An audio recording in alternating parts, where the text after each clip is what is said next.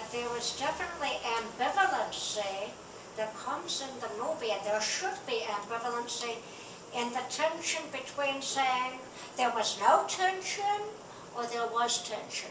Or they were like our brothers, but we never went to school with them. Or what if you wanted a Muslim to marry a beautiful Jewish girl? Oh, no, no, that would never happen.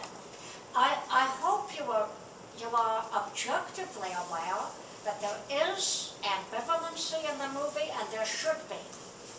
Do you understand my question, my comment? Or can you say it to him in French, please?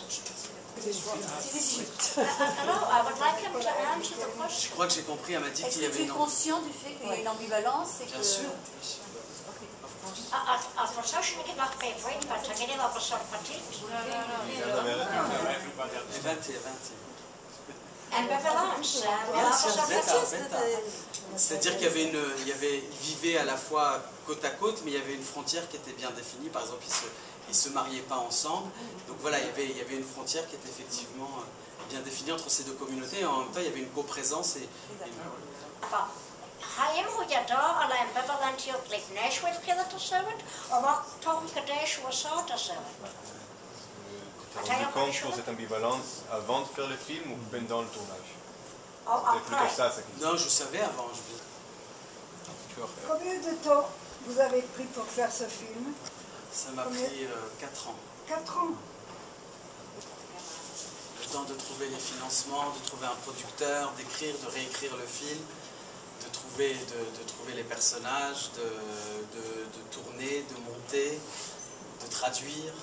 Donc tout ça, ça m'a pris effectivement 4 ans.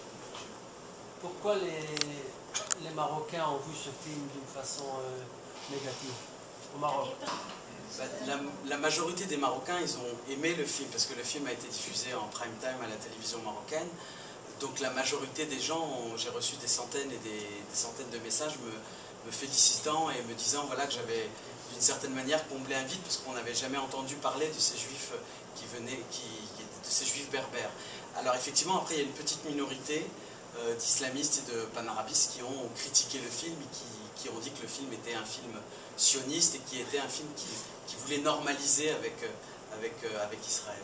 Mais voilà, c'est juste une petite minorité, certes agissante, qui ont réussi à faire censurer le film une fois à Agadir, mais la majorité, j'ai fait des dizaines de projections au Maroc, les salles étaient pleines et il y avait beaucoup de jeunes qui posaient beaucoup de questions pertinentes sur cette histoire-là, parce qu'ils ignoraient, parce qu'à l'école on n'apprend pas cela, mais voilà, la majorité des gens ont plutôt été surpris et fiers de voir qu'il y avait encore des juifs en Israël qui parlaient notamment l'arabe et qui parlaient surtout encore, pour certains d'entre eux, le berbère.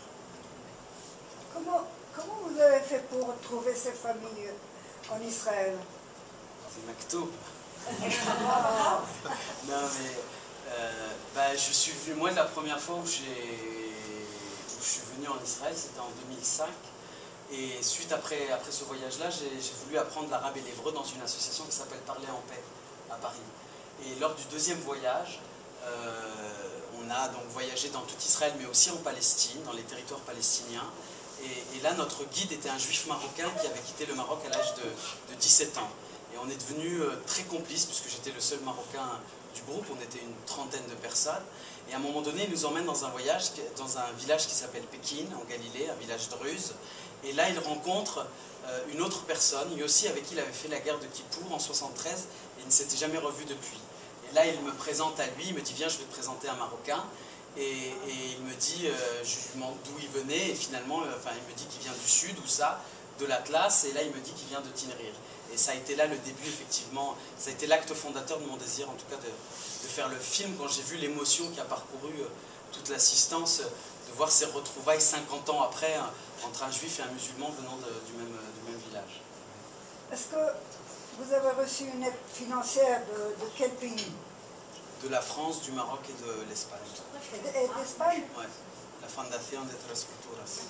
Une question, est-ce qu'il y a une suite à cette histoire avec les générations d'après? Tu as beaucoup fermé la génération qui parle encore la langue. Est-ce qu'il y a une suite comme la mutation de la culture ou l'israélisation des générations qui ont des générations d'après, nés ici dans le pays, comme la fille d'un des protagonistes de ton film disait non, moi je parle pas, je comprends, je suis israélienne, je parle. Est-ce qu'il y a une suite? Bien sûr. Oui, moi j'ai l'idée d'une suite à ce film qui serait le voyage inverse, c'est-à-dire d'emmener ces anciens, mais aussi avec des jeunes de cette génération, des jeunes israéliens qui sont d'origine marocaine, pour qui l'identité marocaine est extrêmement importante. Et j'ai eu encore beaucoup de chance, encore une rencontre du destin. J'ai rencontré Neta El-Kayam qui, par Facebook, qui chante, qui se réapproprie effectivement aussi son identité marocaine par l'art et par la musique notamment. Et je rêverais effectivement d'emmener voilà, ces anciens avec ces jeunes Israéliens qui sont d'origine marocaine là-bas au Maroc et les reconnecter effectivement avec ma génération, notre génération, pour montrer qu'effectivement, même si l'histoire nous a séparés, je pense qu'on peut aujourd'hui, enfin voilà, il y a aussi toute une génération ici qui se réapproprie leur histoire marocaine, par la musique, par l'art, par l'engagement aussi politique. Et je crois que voilà, ça pourrait être l'idée c'est une idée que j'ai dans la tête, de faire effectivement cette suite plus axée effectivement sur les jeunes générations. Et d'ailleurs, quand j'ai fait une interview à la télévision, à la radio marocaine récemment à Casablanca, au début de ma tournée marocaine, et Neta et Amit avaient fait un clip sur le film, sur une chanson qui s'appelle Ta'ali de Salim Alali, et on l'a fait passer pour la première fois à la radio marocaine. Et là encore une fois, ça a été pour beaucoup de Marocains de culture musulmane une véritable découverte de voir que des artistes israéliens chantent ici en arabe et perpétuent effectivement encore ces traditions et ce patrimoine. Vous avez parlé de la diffusion à la télé marocaine. Moi j'ai vu hier soir sur YouTube le film version marocaine. J'ai vu quelques différences. Il y a certains passages qui ont été supprimés apparemment. L'accent était plus là-bas sur le fait que ici c'est tout guerre et ségrégation, alors que là-bas c'était dans la version courte du film. Non, en fait il y a deux versions du film. Il y a une version 52 minutes qui est un format télévisé. C'est-à-dire que voilà, il n'y a plus de télé qui prennent des documentaires qui font 1h30. Et il y a une version, voilà, moi au montage on s'est rendu compte que finalement le film serait plus long que les 52 minutes qui étaient prévues. Et donc cette version-là, elle a été passée aussi à la télévision française sur France 3 et sur une autre chaîne, je ne sais plus laquelle, peut-être en Espagne, enfin je ne sais plus, je ne me souviens plus. Mais voilà, donc il y a une version 52 minutes, mais il n'y a pas eu du tout de la part de la télévision marocaine une volonté de censurer ou pas. Moi j'ai juste, voilà, on avait la version 86 minutes, il fallait arriver au 52 parce que c'était le contrat qu'on s'était fixé avec ces chaînes-là, avec France 3 et 2M, et par conséquent on a enlevé les séquences, enfin on a essayé d'être logique. La séquence avec Shlomo Bar par exemple n'existe pas dans la version courte, du coup on a enlevé aussi la séquence des lycéens qui à un moment se souviennent de cette chanson-là. Voilà, on a essayé de faire les choses de manière logique, la séquence de Zerva et la séquence de l'instituteur, puis après on a un petit peu coupé à l'intérieur. C'était voilà, une obligation télévisée d'arriver aux 52 minutes, mais il n'y avait pas du tout de volonté de censurer ou de supprimer des séquences, parce que cette séquence-là ne nous plaisait pas, donc c'est le même film quasiment. Même sur le fait que le roi a vendu les juifs ou des choses, ça c'est pas aussi... Non, en tout cas non, on l'a enlevé parce que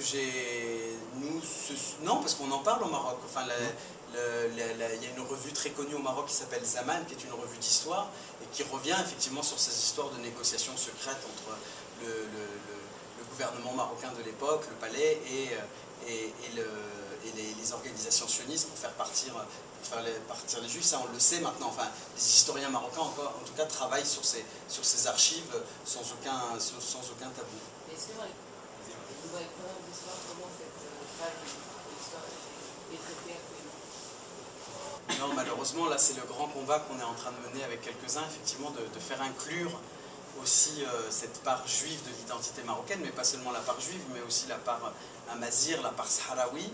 La dernière constitution marocaine, notamment l'article 1, reconnaît toutes les identités marocaines, reconnaît la pluralité en tout cas des identités marocaines, mais maintenant il y a un vrai combat à mener de passer des mots aux actes, c'est-à-dire qu'effectivement les jeunes Marocains apprennent une histoire qui est mutilée de toute cette histoire-là. Et je crois que c'est un vrai combat qui est à mener, parce que c'est le meilleur vaccin, je crois, contre la meilleure antidote contre les discours populistes, de nier cette histoire-là. Cette histoire-là, enfin voilà, c'est 3000 ans de présence au Maroc, et je crois que l'identité juive est partie prenante de l'identité marocaine. Les officiels le reconnaissent, mais maintenant, il y a un pas à passer maintenant, il y a une réforme totale à faire des programmes scolaires marocains. Je ne sais pas si ça va vous réconforter, mais c'est le même problème en Israël. L'histoire des Juifs du Maroc non plus n'est pas tellement dans l'histoire des livres d'histoire d'Israël. Et c'est aussi un combat qu'il faut mener. אפשר לשאול שאלה קצת פרובוקטיבית? אנחנו בארץ, אפשר פרובוקציה. כפי שיהדות אשכנז, אירופאים, ניצולי השואה, Holocaust survivors, יכלו לדרוש פיצויים, reparations, reparacion, מגרמניה משנות ה-50 והלאה. האם להבדיל, יהודים ממרוקו יכולים לדרוש פיצויים ממדינת מרוקו על כל העושר שהשאירו לאחור? שאלה אחרת, כי בסרט מזכירים יהודים ממרוקו תצא מלשכת העבודה, ויהודים מפולניה תשב ונדבר. אז יש השפעה, comparison, יש comparison. In the movie between Ashkenazi European Jews in Israel, there is a direct comparison. You did the movie yourself. So I'm asking the question, can Moroccan Jews in Israel ask for reparations from the country of Morocco for the wealth they left behind? And Moroccan Jews from Casablanca were probably richer. They were richer than people who were the Barbers, who had stone shops. Can you answer that question? Si tu veux, je peux te traduire. S'il vous plaît. Can you translate? La dame demande, est-ce que les Juifs du Maroc peuvent réclamer aux Arabes, aux pays arabes, de leur donner des indemnités comme les Juifs européens ont reçu de l'Allemagne?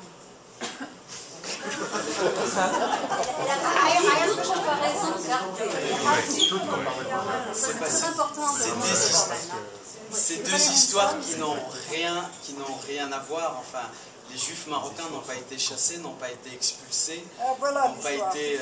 Voilà, l'histoire, enfin, on ne peut pas comparer les persécutions qu'il y a eu en Allemagne et ce qui s'est passé au Maroc. Au Maroc, les Juifs sont partis presque de leur propre. Enfin, ils ont été dépassés par la grande histoire, mais ils sont partis de leur propre chef.